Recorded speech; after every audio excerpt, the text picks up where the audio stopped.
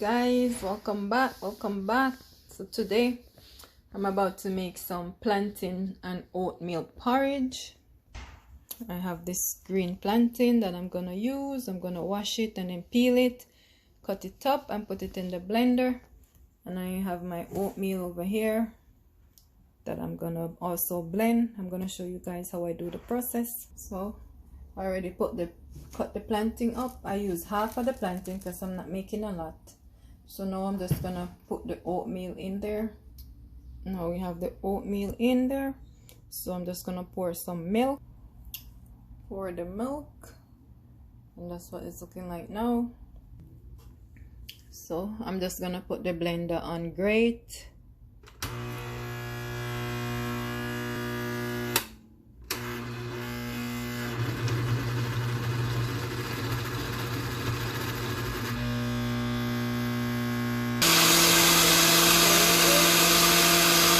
So it's finished blending.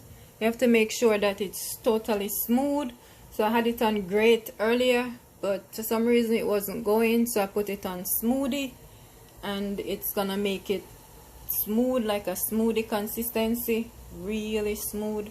So that's what you need, because if you have the lumps from the plantain in there, then when it boils you're gonna have those plantain lumps. So it's finished blending and the water is boiling, so you have to make sure that the water is boiling up, and you just pour the mixture into it like so. And then the next step is to make sure you stir. This part is very important. This part is to prevent the porridge from having lumps. I don't know if somebody ever give you porridge before and there's all this lump in there. Yes, this is what stirring it after you put the ingredients in there. This is what this part is for. Stir until I keep stirring mine for about 5 minutes or so, the first 5 minutes, and then I just leave it, turn the stove down low, and I just leave it there to cook. Turn the stove down and just keep constantly stirring it. Constantly stir it so it doesn't form any lump, and you have a smooth porridge. Because trust me, if you don't stir it, just like cornmeal porridge, then you're gonna have a problem with lumps.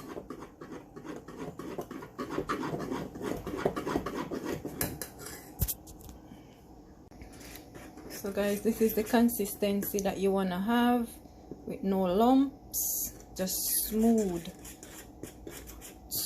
That's why stirring it as soon as you pour that mixture in is very important to how the porridge will turn out.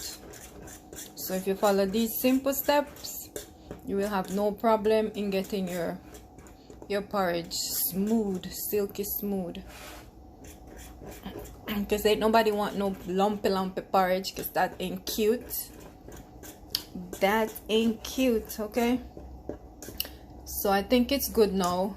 It will never lump from here because it's already set. I already set the pace for it. It's already set, so it will be good. So I'm just gonna cover it and let it sit here for like 10 to 15 minutes on low, so it doesn't burn. Okay, so I'm just gonna sweeten with a little sugar.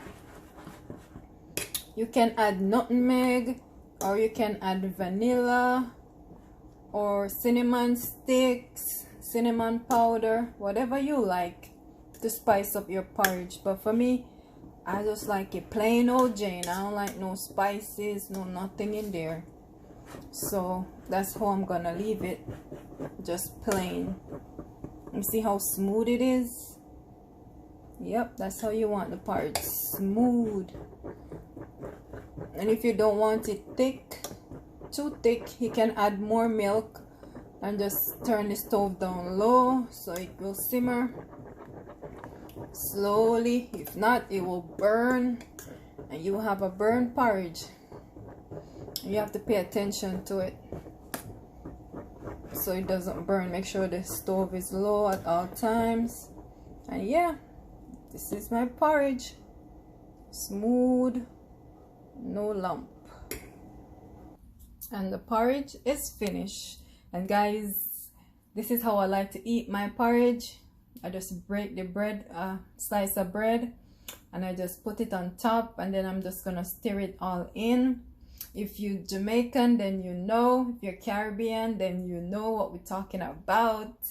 Can't have the porridge without the bread in it. Yes, so thank you guys so much for watching. You can try out this recipe and let me know.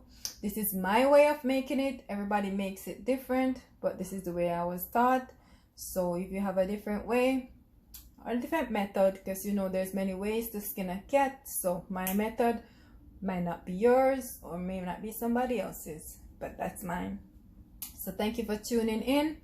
Like, comment, share, and don't forget to hit that subscribe button.